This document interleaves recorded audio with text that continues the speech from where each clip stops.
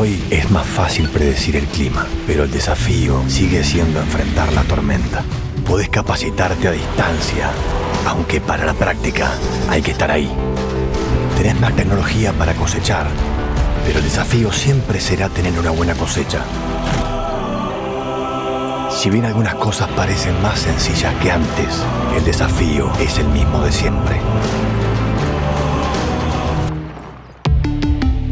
Volkswagen. En Agrefert somos campo igual que vos. Y desde que establecimos nuestra misión en 1999 de contribuir a producir más y mejores alimentos, trabajamos incansablemente para darte el apoyo que necesitas. Desde este predio ubicado en Comirsa San Nicolás, despachamos commodities y formulamos nuestras líneas nitrogenadas líquidas Surco, Surcomax y las mezclas sólidas Chacarero con la sinergia perfecta entre nitrógeno, azufre, zinc y calcio. Nuestro equipo de ventas te asesorará para que encuentres el fertilizante ideal para nutrir tus cultivos. Con Agrefert, tu campo rinde más.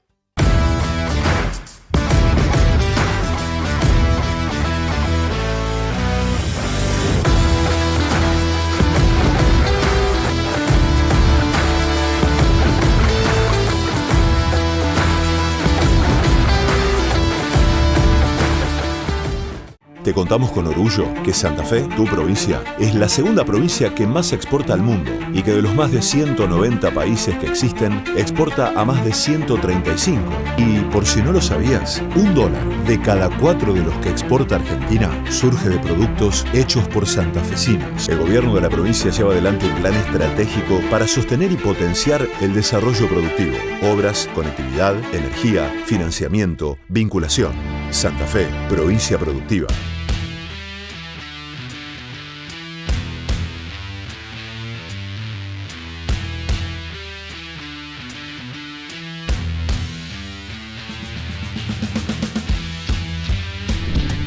Bienvenidos, nos encontramos a mitad de semana en Agenda Presid. Como adelanté el día lunes, vamos a estar hablando toda la semana en tema de ganadería. Antes de meternos en tema y de escuchar qué es lo que vamos a ver hoy, queremos agradecer a la Bolsa de Comercio de Rosario, que es donde hacemos esta hermosa y primaveral transmisión, y a las empresas que nos acompañan y están con nosotros todos los días de agenda. Anco Galicia, Volkswagen, Agrefert, Provincia de Santa Fe, Metalfor, Telecom, PCG, Rayson Seed, y hoy nos acompañan los medios Bicho de Campo, Continental y la Red Rural.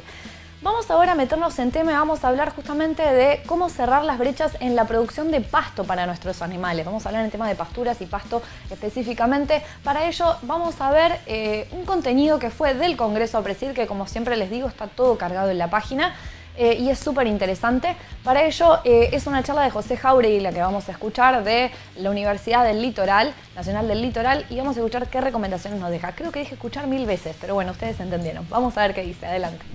Bueno, arrancar un poco con, creo que está bueno pensar esto de algunos conceptos. Por supuesto que no alcanza el tiempo para explayarse ampliamente sobre todos, pero sí para empezar a pensar en algunos de estos conceptos, ¿no? Y el primer gran concepto que me surge a mí cuando hablamos de lo que es la producción animal, ¿no? La producción ganadera, tanto leche y carne, son las brechas. En la agricultura se habla muchísimo de brechas. Cuando uno mira un poquito lo que es la literatura científica, se habla de gaps, ¿no? Todos estos gaps de rendimiento bien típicos de lo que es la agricultura. En la ganadería muchísimo menos. Cada vez empiezan a aparecer más trabajos que hablan de los gaps en la producción ganadera o en la producción de pasto, pero realmente hay poco, ¿no?, asociado a esto. Y hay una si se quiere, forma de ver estas brechas.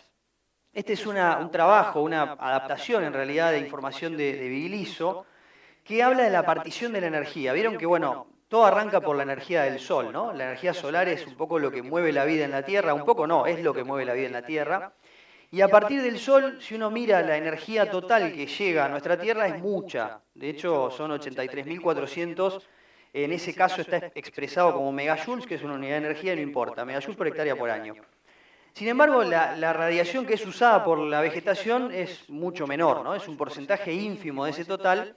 Y ahí vemos lo que pasa, por ejemplo, en el pasto. En el pasto, cualquier recurso perenne, en realidad, al estar creciendo gran parte del año, bueno, acumula 72 de esos 83.000. O sea que ya hay una caída muy importante. menos del 1% va a quedar retenido en el vegetal. ¿Por qué? Porque el resto de la energía, como sabemos, una parte de ese calor que sentimos tiene que ver con energía también, y parte de energía solar es radiación infrarroja e ultravioleta, ¿no? Y ultravioleta, son las dos. Entonces una nos da calor y otra genera ondas que no son útiles para la vegetación. Ahora el grano, cuando miramos el grano, como crece menos tiempo, retiene menos energía. ¿Qué pasa cuando ponemos un rumiante? Y ahí empieza este concepto a veces, yo creo que mal entendido, después vamos a ver por qué, de las ineficiencias. Pero el rumiante, a priori, si uno piensa en un tambo, cuánta energía se retiene en esa leche producida por los animales que están por hectárea, más o menos hablamos de 2,6 megajoules por hectárea. Lo mismo puede pasar en una recría muy eficiente. Ahí arrancó el contador. No sé si eso significa que tengo más tiempo o... Bueno, me engañaron. O bien, ahí está, se está corrigiendo en este momento. Bueno. Y por último tenemos la cría, ¿no? Como actividad ineficiente. Cuando uno lo piensa, fíjense, 83.800 megajoules, o del pasto mismo, del grano, que hay 38, 72, quedamos en 1,1. ¿Por qué? Bueno, cualquier transformación en la cadena trófica implica ineficiencias. El animal tiene gastos energéticos, camina, tiene que vivir, tiene que sostener todo ese organismo para recién después darnos carne, leche y subproductos. Bien, entonces a priori uno podría pensar en, realmente son ineficientes los sistemas ganaderos. Y acá empiezan a aparecer algunos números mágicos que yo a veces menciono, ¿no? Los números mágicos de la ganadería, como son que para producir 1 kilo de carne un rumiante necesita consumir 6, 8, 10, 12, 15 kilos de materia seca, lo cual en muchos casos parece un absurdo, pero es parte de lo que se menciona, no solamente bueno, en literatura científica, por supuesto, sino también muy abonado por a veces información, medios de comunicación que te invitan a, mirá, tenés que comer menos carne porque efectivamente lo que estás haciendo es usar un montón de alimento, grano por ejemplo, que es útil para el hombre y se lo estás dando a un animal. Y en esa transformación secundaria estás perdiendo energía. Bien. ¿Qué pasa con ese número mágico? Bueno, podríamos preguntarnos si efectivamente producir ese animal, que pesa 500 kilos o el peso que tenga, si efectivamente equivale entonces a una tolva de grano, como vemos ahí, con lo que implica hoy, además, desde el punto de vista de los costos, ¿no? De tener que usar semejante cantidad de grano para alimentar a un animal.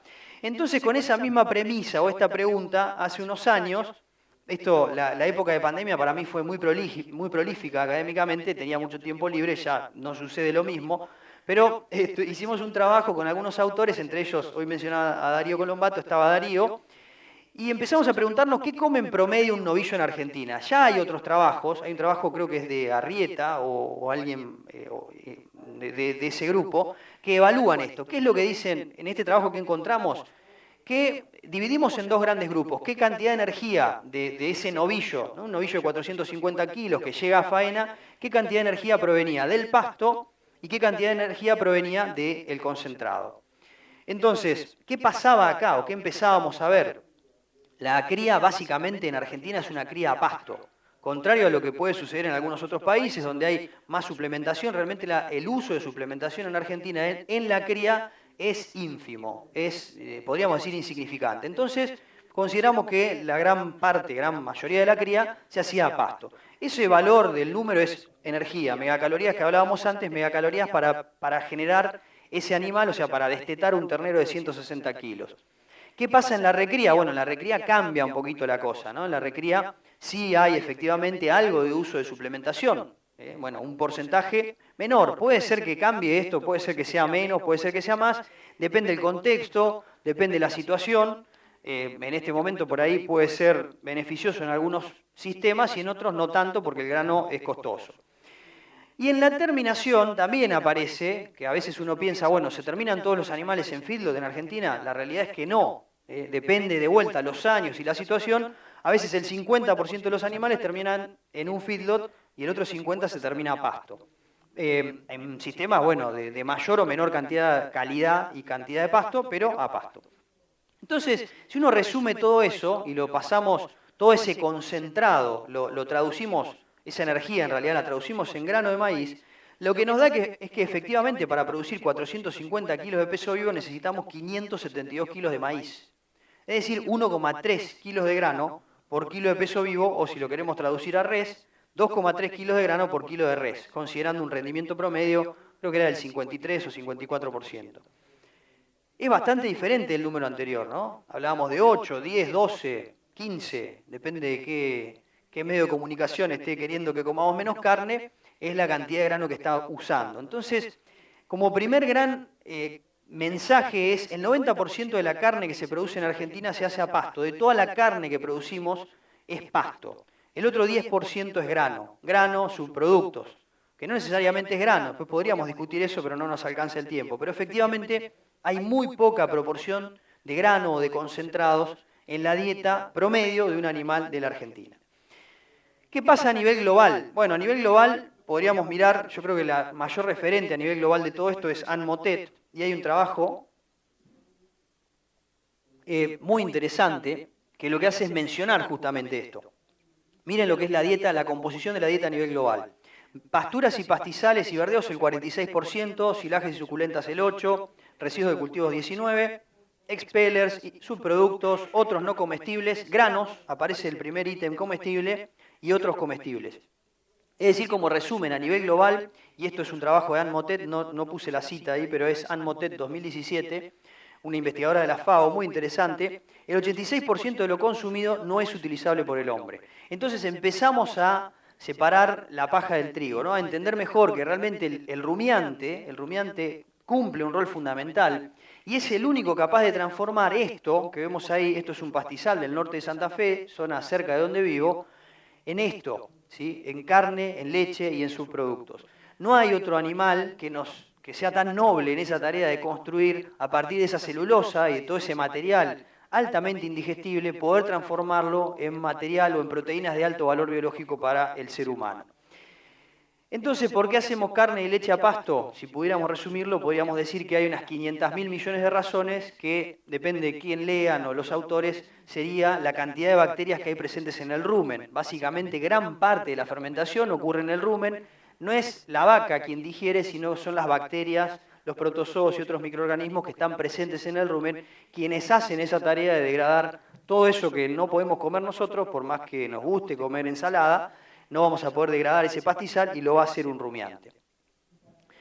Y acá arranco con alguna, ya que veo que hay un poco más de gente, estaba preocupado que es grande la sala, es difícil, entonces, pero ya hay más gente, entonces voy a hacer una pequeña encuesta para que piense cada uno, no hace falta pero si podemos arrancar pensando quiénes hicieron maíz, levanten la mano quién hizo maíz en la última campaña. Bien, y déjenla levantada, ¿sí? Si saben cuánto les rindió el maíz. Bueno, bien, seguimos. Bueno, ¿cuánto le rindió la soja? ¿Quiénes hicieron soja? Lo mismo, levanten la mano quién hizo soja y déjenla levantada si saben cuánto les rindió la soja. Las manos permanecen levantadas. Bien. Bueno, los kilos de balanceado, seguramente si compraron kilos de balanceado, todo el mundo sabe cuántos camiones entraron, porque tenemos que hacer un cheque, tenemos que pagarlo, eso entonces sabemos. Ahora, levante la mano quién hace pasturas en su campo. Bien.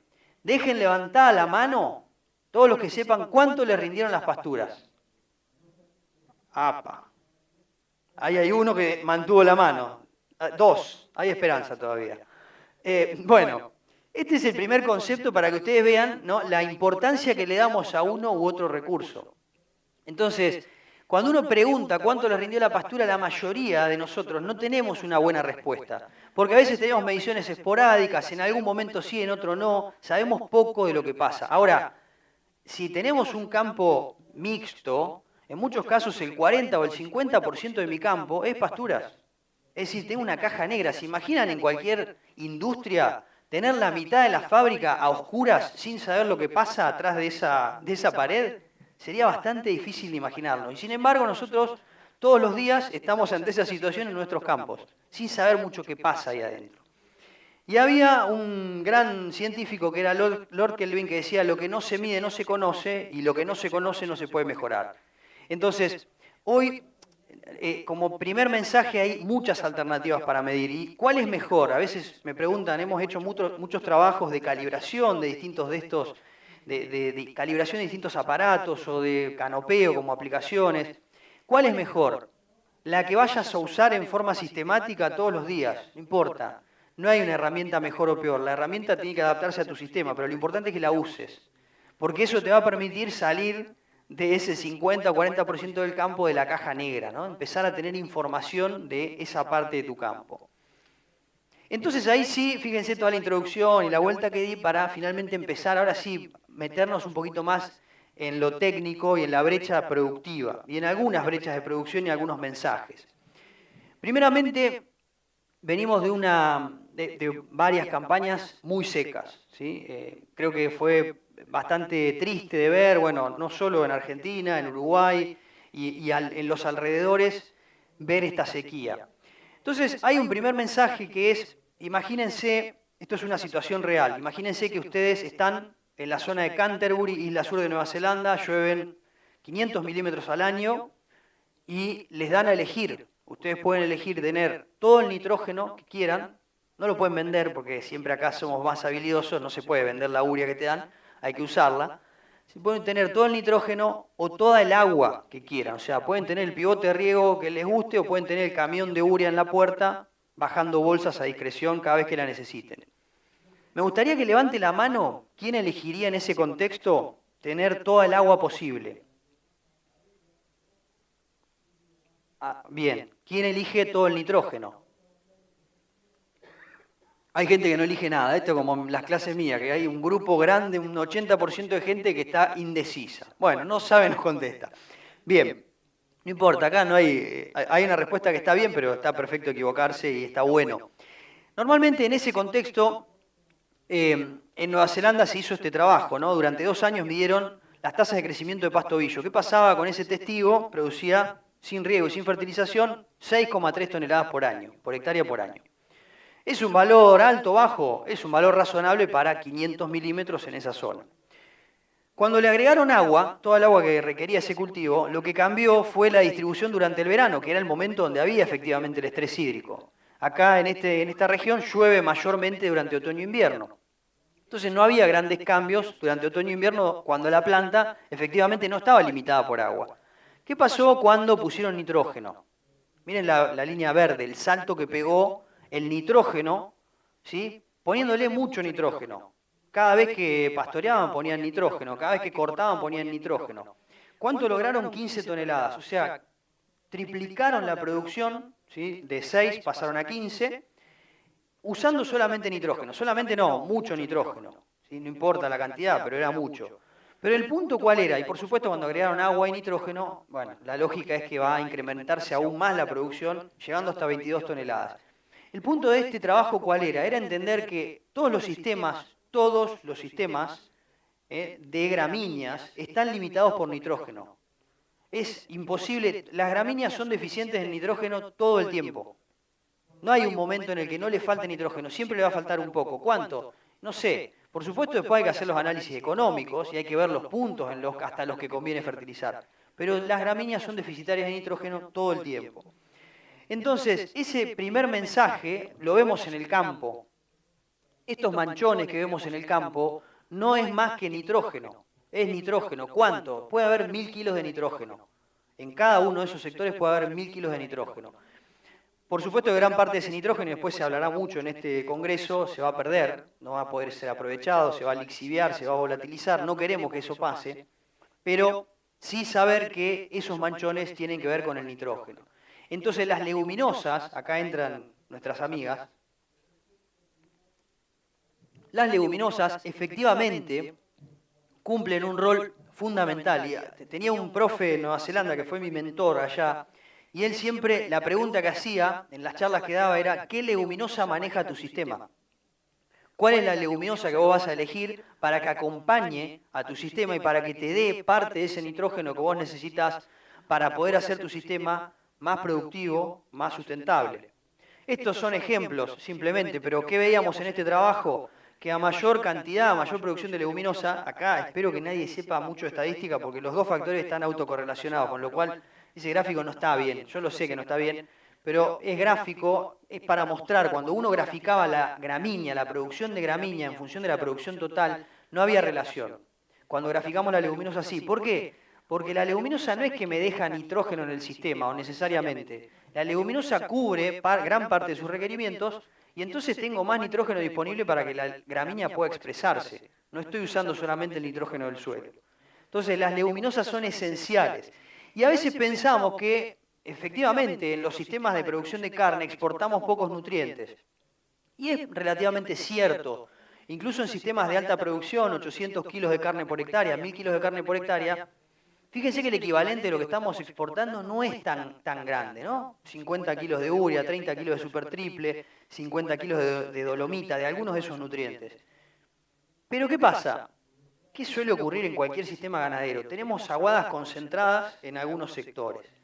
Entonces lo que empieza a pasar es que además de la carne que se va del sistema, que de algún lado ese nutriente va a tener que volver, además de esa carne que se fue del sistema, todos los nutrientes empiezan a quedar concentrados en aguadas, sectores de aguadas, donde ponemos sales, en cualquiera de esos sectores. Entonces, otro mensaje interesante sería de qué manera podemos mejorar la distribución de esos nutrientes. Puede ser poniendo agua en la parcela, puede ser apotrerando diferente, hay un montón de estrategias, pero sin duda hay un tema con la redistribución que no es menor. Cuando miramos balances de nutrientes a nivel país, esto seguramente se hable mucho más acá, pero estamos en caída libre. Desde el año 60 hasta la actualidad estamos en caída libre. ¿Venimos mejorando? Y sí, la barra verde viene creciendo, pero muy poquito. Y fíjense cuánto viene aumentando la barra roja, que son las extracciones de nutrientes.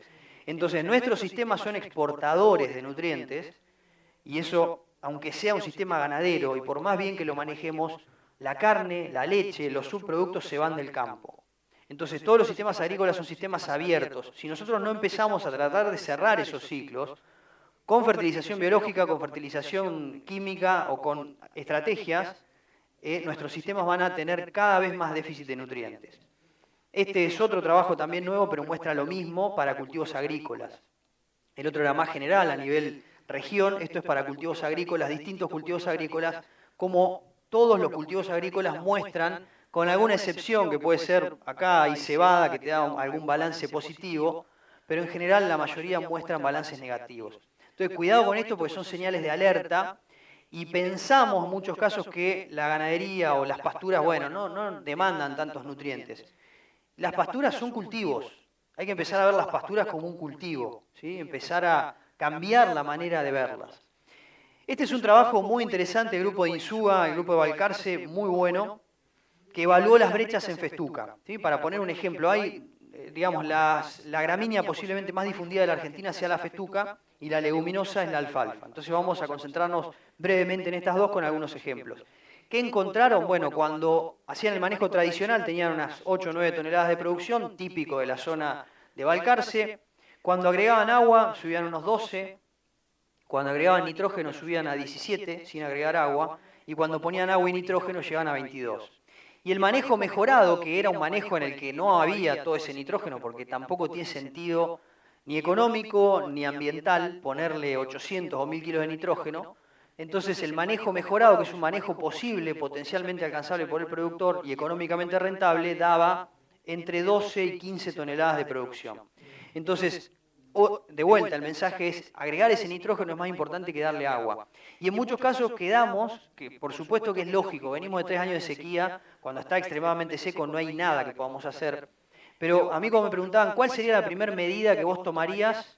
¿Qué es lo que harías ante la salida de cualquier sequía? Tener una bolsa de urea ahí, primero hay mineralización en el suelo, pero tener una bolsa de urea lista para cuando empiece de vuelta la lluvia, ese nitrógeno va a ser mucho mejor aprovechado.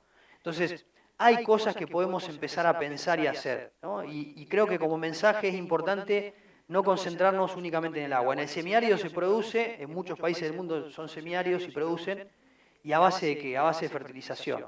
Cada milímetro de agua evapotranspirado, como muestra esto, va a ser mucho más eficiente, es decir, va a producir más materia seca si está mejor nutrido que si está subnutrido. Entonces, fíjense, se despegan perfectamente las dos curvas.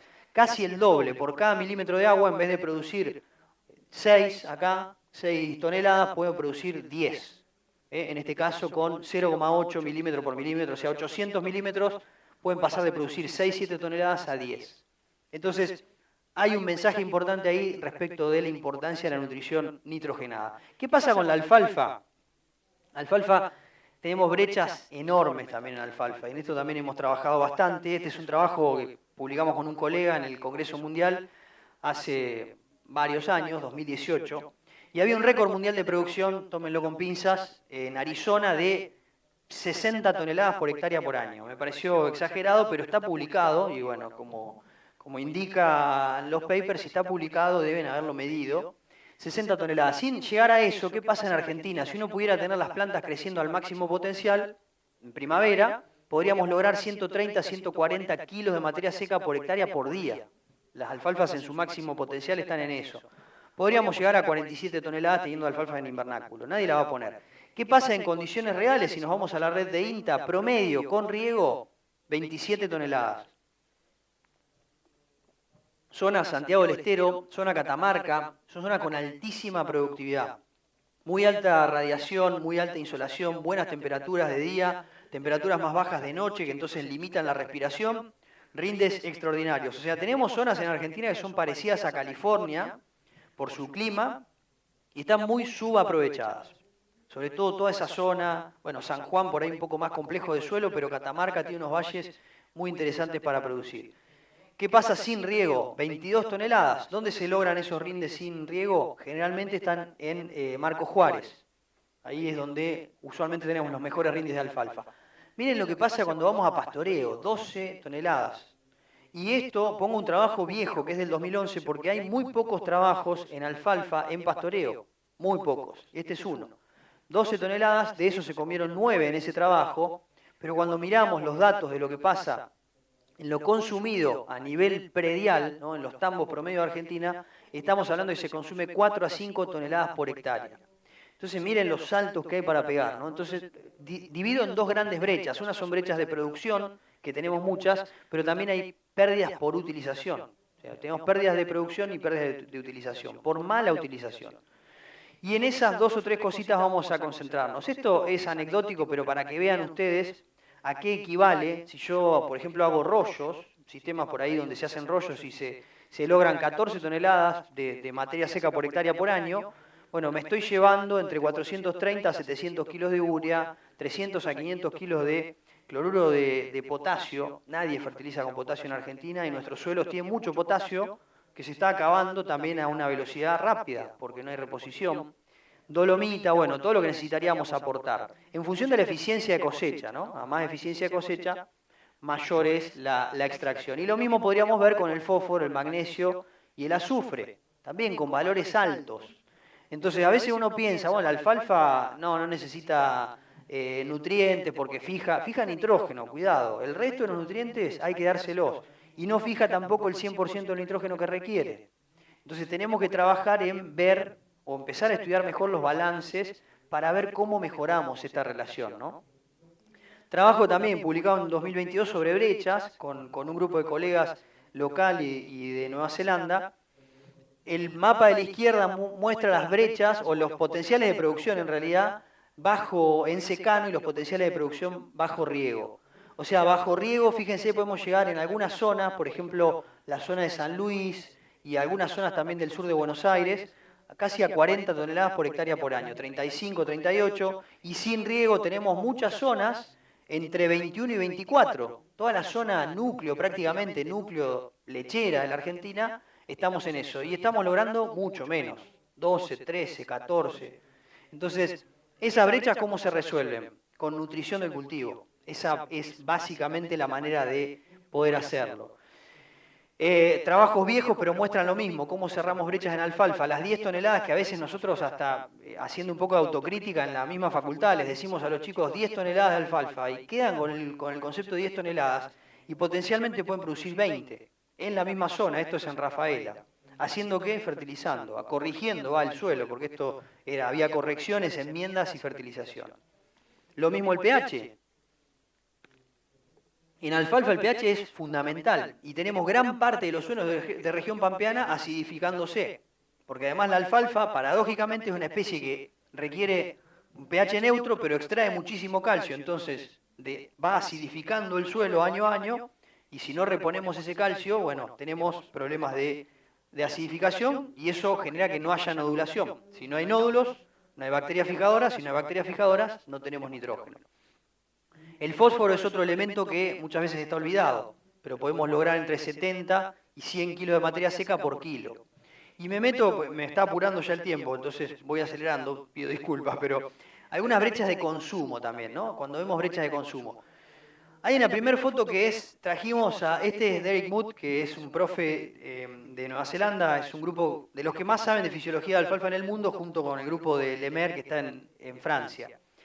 Y le preguntamos, esto lo trajimos de Esperanza, y le preguntamos cuándo entramos a comer la alfalfa en primavera.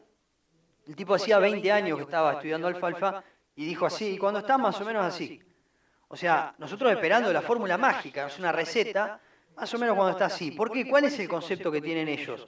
El concepto que tienen ellos es que en primavera, en momentos de alto crecimiento, en picos de crecimiento, entrar temprano. ¿Para qué? Para que los remanentes sean bajos, para que tengan buena eficiencia de cosecha y para que no te quede gran parte del recurso en el suelo, ¿no? O sea, que no te quede ese material sin utilizarse por el animal. Entonces ahí potencian la producción.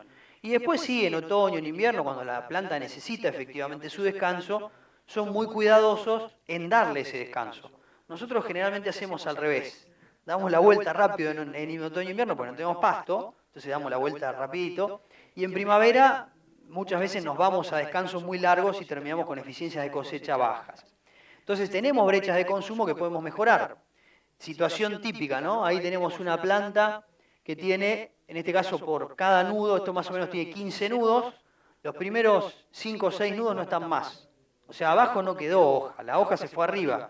Por eso ellos dicen esta medida, ¿no? Porque podemos tener calidad acá o la podemos tener más arriba, pero la porción de calidad de la alfalfa sigue siendo la misma, entre 2.000 y 2.500 kilos de materia seca. Y a la derecha una foto también mostrando qué es lo que ocurre cuando dejamos vacas lecheras, que son muy selectivas, que efectivamente seleccionan y la alfalfa no parecía tan pasada, pero estaba alta, ¿no? Yo soy bastante petizo, pero estaba alta.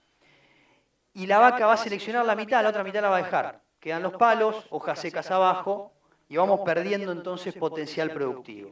Entonces el concepto de entrar temprano es cosechar más hojas, ¿sí? En cualquiera de estas situaciones lo que quiero, donde está la calidad es en la hoja y en el tallo fino. Ahí es donde concentro la calidad la alfalfa. No hay mucha más ciencia. Esos son trabajos viejos, como les decía, Lemer, otro grupo de fisiólogos muy bueno de Francia. ¿Qué pasa en gramíneas? Cambia un poquito la cosa.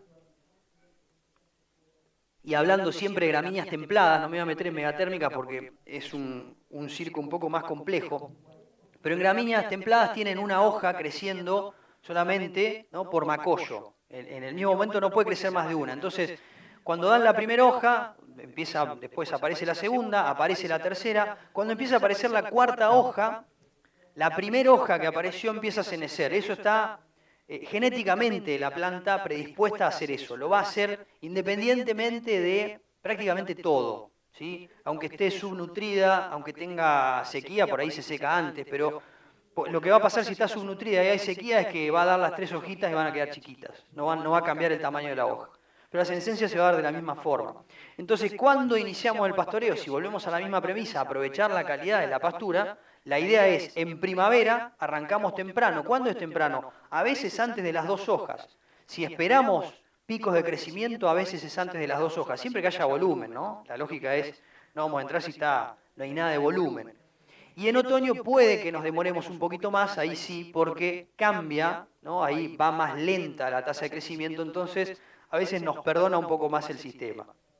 Entonces eso como concepto de la gramínea. Y la otra es el diafo, la intercepción de luz, como concepto análogo, ¿sí? La gramínea va a senecer porque da la próxima hoja, ¿sí?, porque da la cuarta hoja, va a senecer la primera, o bien por sombreo. Entonces buscar que la intercepción llegue a no más del 80%, incluso antes en primavera, para el ingreso, ¿sí? ¿Y cómo lo podemos hacer la intercepción? Con aplicaciones, por ejemplo, canopeo. Y 2 o 3 cosas más. Una es, hoy tenemos algunas tecnologías para mejorar el uso del pasto. El eléctrico es una gran tecnología para mejorar el uso del pasto y en muchos casos subutilizada. Acá hay un ejemplo de un dispositivo que permite monitorear remotamente el voltaje del cerco eléctrico. Entonces yo puedo tener desde mi casa, ver si se cayó, cuando estamos trabajando con alfalfa, esto no es menor, que se te caiga un eléctrico, entonces puede ser una buena herramienta. Y otra de las formas es, siempre insisto, el peso es el mejor indicador de cuánto y cómo comemos el pasto, el peso del animal. Al final del día la producción de leche o el peso del animal es lo que me va a definir qué tan bien o mal estoy comiendo el pasto. Y hay trabajos viejos, pero tienen la misma relevancia que hoy, que hablan de qué pasa con la tasa de preñez y el peso al inicio del servicio. Entonces, si yo tengo animales muy livianos al inicio del servicio, mi tasa de preñez va a ser baja.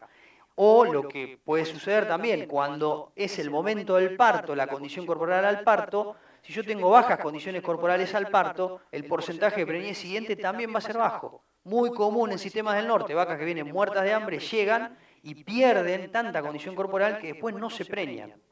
Entonces ese monitoreo del peso hoy es esencial, pero es complicado. Entonces hay algunas tecnologías también, les muestro simplemente un video cortito, que son balanzas que pesan en forma autónoma sin intervención humana.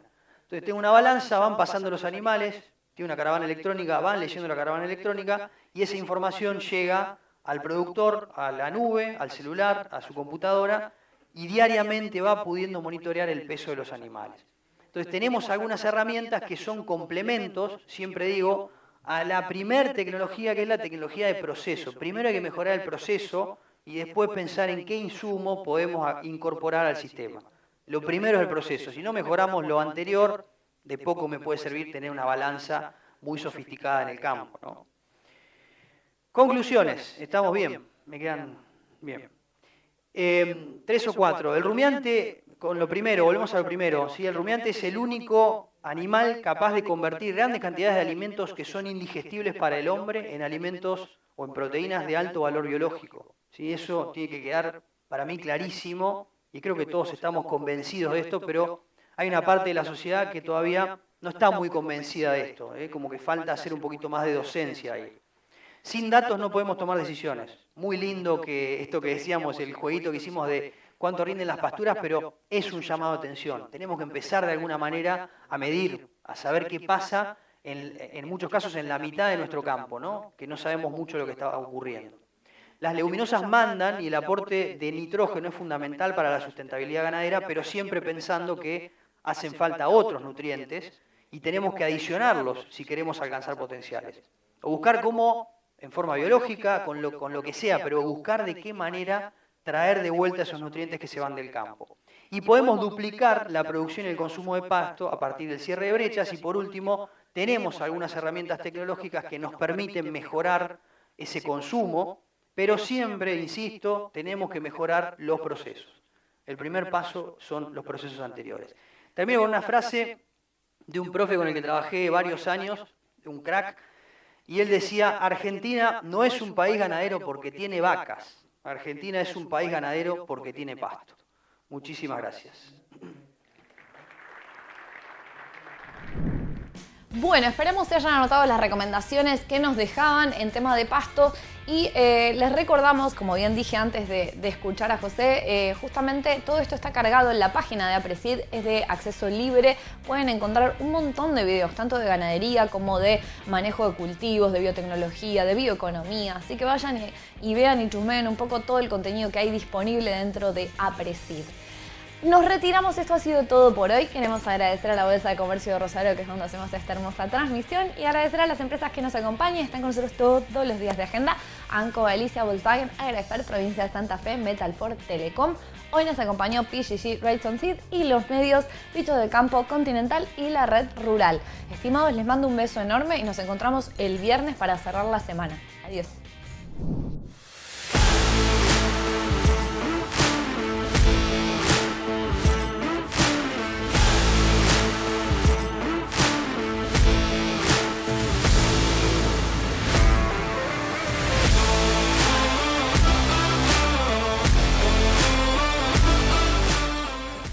Hoy es más fácil predecir el clima, pero el desafío sigue siendo enfrentar la tormenta. Podés capacitarte a distancia, aunque para la práctica hay que estar ahí. Tenés más tecnología para cosechar, pero el desafío siempre será tener una buena cosecha. Si bien algunas cosas parecen más sencillas que antes, el desafío es el mismo de siempre. Volkswagen.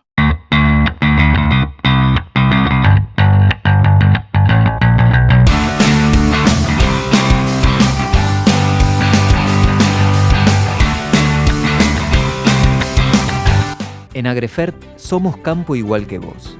Y desde que establecimos nuestra misión en 1999 de contribuir a producir más y mejores alimentos, trabajamos incansablemente para darte el apoyo que necesitas. Desde este predio ubicado en Comirsa San Nicolás, despachamos commodities y formulamos nuestras líneas nitrogenadas líquidas Surco, Surcomax y las mezclas sólidas Chacarero con la sinergia perfecta entre nitrógeno, azufre, zinc y calcio. Nuestro equipo de ventas te asesorará para que encuentres el fertilizante ideal para nutrir tus cultivos. Con Agrefert, tu campo rinde más.